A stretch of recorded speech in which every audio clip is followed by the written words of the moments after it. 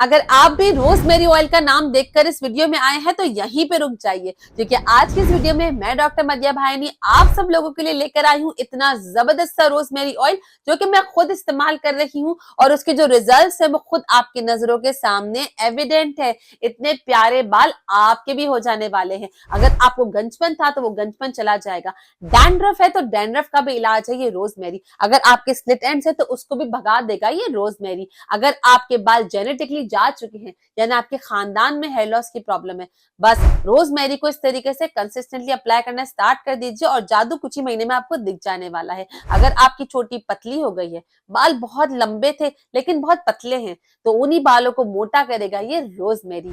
इतना जबरदस्त, इतना पोटेंट ये इंग्रेडिएंट है कि अगर आपने आज तक इसको इस्तेमाल नहीं किया तो आप क्या कर रहे हैं, आज ही इसको इस्तेमाल कीजिए। वैसे तो रोजमेरी ऑयल की बहुत सारी रेमेडीज आपको मेरे चैनल पे मिल जाएगी, कोई भी एक रेमेडी ले लीजिए, सब एक से बढ़कर एक है। लेकिन आज की रेमेडी में कुछ ऐसे एक्स्ट्रा इंग्रेडिएंट डाले गए हैं जो कि इस रोजमेरी की पोटेंसी को 2 नहीं बल्कि 3 गुना कर देने वाला है। तो क्यों ना चल के ये वाली रेमेडी देख लें और इसको आज ही बना लें।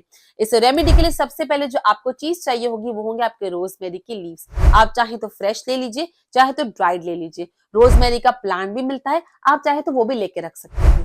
इसके लिए रोजमेरी तो अपनी रेमेडीज में जरूर से इस्तेमाल आप कर ही लिया कीजिए।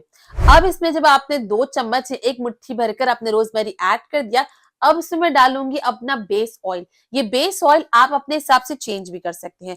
मैं जो यहाँ पर इस वीडियो में आपको एडवाइस करने वाली हूँ वो है 2 ऑयल पहले डलेंगे और 1 ऑयल बाद में डलेगा। तो जो पहले 2 ऑयल होने वाले हैं वो सबसे पहले होने वाला है आलमंड ऑयल यानी बादाम का तेल। आपको बादाम का तेल वही लेना है जो प्योर हो, ऑर्गेनिक हो। इस बादाम के तेल के साथ साथ आप जो दूसरा ऑयल मैं यहाँ पे ले रही हूँ वो है तिल का तेल यानी सेसमे ऑयल। आप चाहे तो कोई भी और ऑयल ले सकते हैं। अगर आपकी लो पोरोसिटी है तो मैंने अपने एक वीडियो में स्पेशली बताया था, लेकिन यहाँ पे मैं आपको सरसरी तौर पे बता देती हूँ। अगर आपकी लो पोरोसिटी है तो आप आलमंड ऑयल, आर्गन ऑयल ले सकते हैं, जोहोबा ऑयल ले सकते हैं। अगर आपकी हाई पोरोसिटी है तो आप कोकोनट ऑयल, मस्टर्ड ऑयल, तिल का तेल ले सकते हैं। अगर आपको नहीं पता कि आपकी कौन सी पोरोसिटी है तो जिस तरीके से मैंने यहाँ पे लिया है आप उसी तरीके से लीजिएगा। आधी क्वांटिटी में हमने लिया है 50% आलमंड ऑयल और 50% तिल का तेल। तो ये दोनों टाइप की हाइपोरोसिटी वालों को सूट करेगा। कोई भी चीज हमने ज्यादा नहीं ली है तो उसका कोई नुकसान नहीं है। दोनों इक्वल क्वांटिटी में हमने लिया है 1:1 रेशियो का। अब इस ऑयल को हल्की सी आंच पे आपको रख देना है चूल्हे पर। जब ये बिल्कुल हल्की आंच पे रहेगा, अभी इसमें बबल्स नहीं आएंगे, जोश नहीं आएगा, तभी आपको इसमें अपने बाकी इंग्रेडिएंट ऐड कर लेने हैं। जो बाकी इंग्रेडिएंट है उसमें सबसे पहला इंग्रेडिएंट होगा हमारा लौंग यानी क्लोव। बहुत आसानी से अवेलेबल हो जाती है, घर में अक्सर खानों में भी हम उसको डालते ही हैं।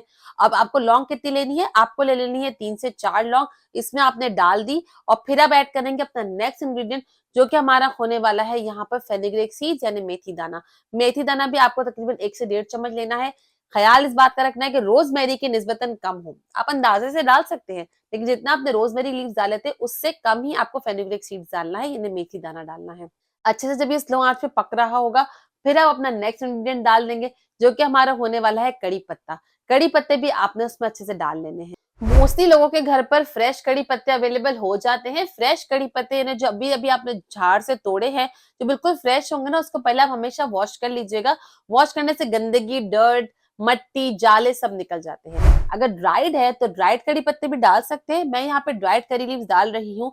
2 फायदे हैं, एक तो मुझे धोने की झंझट नहीं है, सेकेंडली ये कि ये जो तेल है ना, जितना आप इसमें ड्राई इंग्रेडिएंट डालेंगे लंबा चल जाएगा। फ्रेश करी लीव से भी ये चलेगा लंबा, ये खराब नहीं होगा। लेकिन फिर भी मेरे पास ये वाले ड्राइड अवेलेबल है तो मैं ड्राइड करी लीव्स डाल रही हूँ। अब करी लीव्स आपने डाल दिए, अब जो ये तेल बनना स्टार्ट जल्दी हो जाएगा क्योंकि इसमें करी लीव्स डल गया है। और करी लीव्स डलने के बाद ये जो तेल है ये इसमें हल्के हल्के से बबल्स और छींटे आना स्टार्ट हो जाएंगे। अब जब ये हो जाएगा तो आप डालेंगे अपना इसमें नेक्स्ट इंग्रेडिएंट जो कि हमारा होने वाला है मस्टर्ड सीड। ये जो मस्टर्ड सीड होते हैं ये भी आपको ऑनलाइन आसानी से मिल जाते हैं। ये मस्टर्ड सीड आपको 1 चम्मच के करीब इसमें डालने हैं।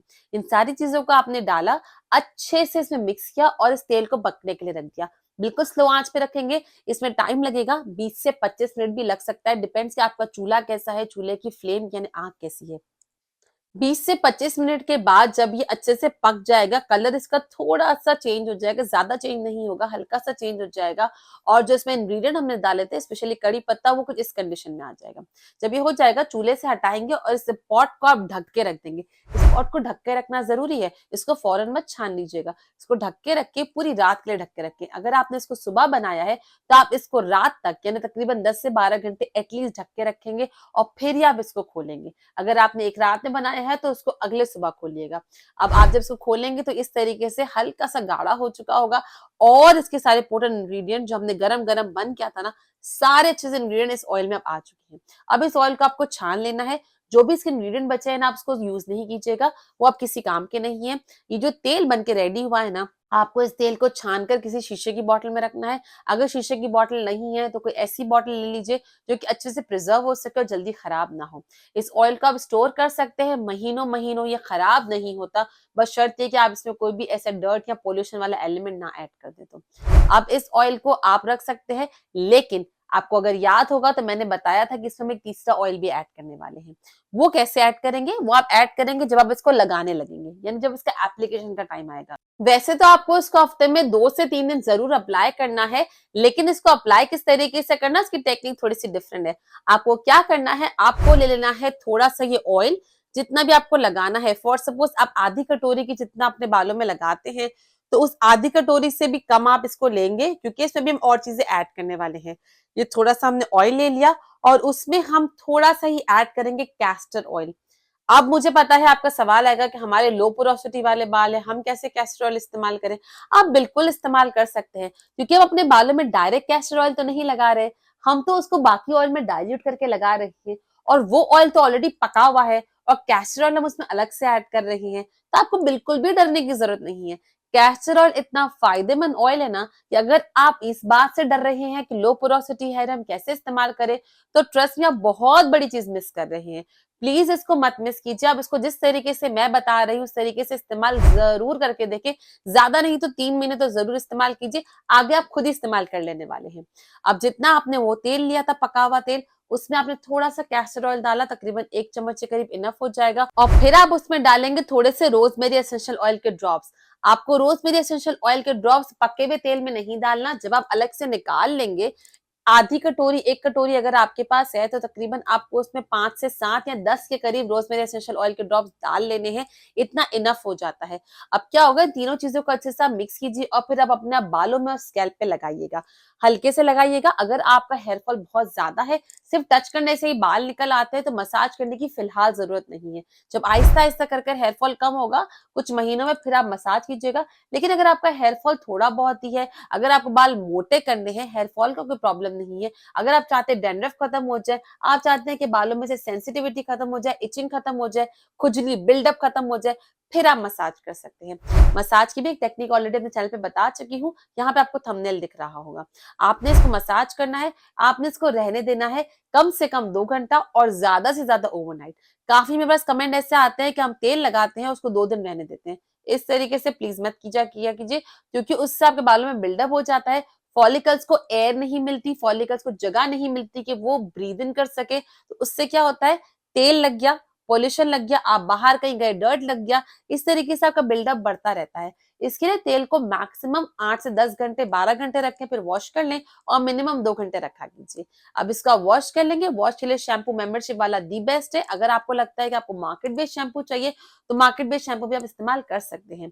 अब इसके साथ साथ जब आपने अपने बालों को अच्छे से वॉश कर लिया, वॉश करने के बाद जब आपके बाल 50% तक ड्राई हो जाएंगे, फिर आपको अपने स्कैल्प और हेयर लाइन पे लगाना होगा हेयर सीरम।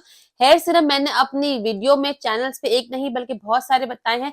फिलहाल आप इन दोनों को देख सकते हैं, एक से बढ़कर है एक हेयर सीरम है, दोनों में से कोई भी एक आप लगा सकते हैं। चैनल मेंबरशिप ज्वाइन करने के लिए और पर्सनल कंसल्टेशन के लिए यहाँ पे क्लिक करके मेंबरशिप ज्वाइन कर सकते हैं। बहुत सारी सीक्रेट रेमेडीज यहाँ पे मिल जाने वाली है। मैं आपसे मिलती हूँ इन सारी वीडियोस में। Till then bye bye.